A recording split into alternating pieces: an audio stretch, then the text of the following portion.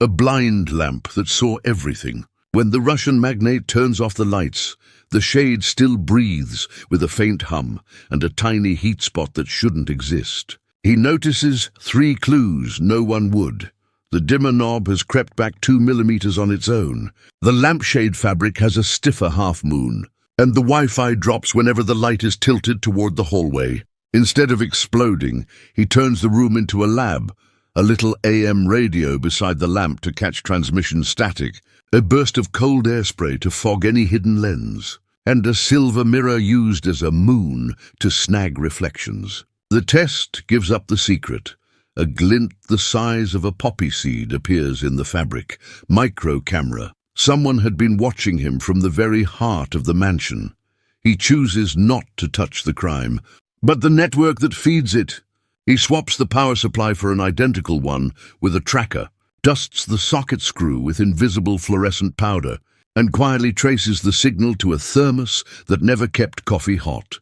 A router camouflaged in the pantry, where only the butler moves unchallenged. That night, he stages the perfect bait. Opens the safe, closes it, leaves a frame purposely crooked and an empty box with a broken seal. Minutes later, the lamp turns slightly. The radio's hiss sings. The butler enters to straighten the frame, and his hand lands exactly on the screw dusted with powder. In the study, the magnate flips on a blacklight. The butler's fingers glow, and so does his collar.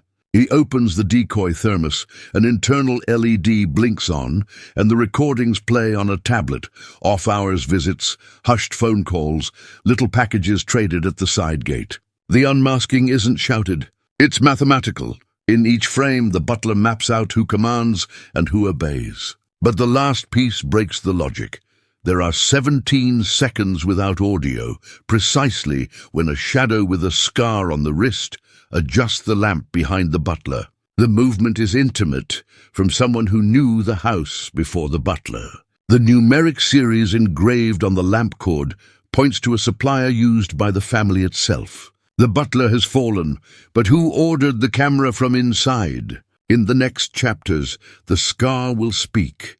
Part 2.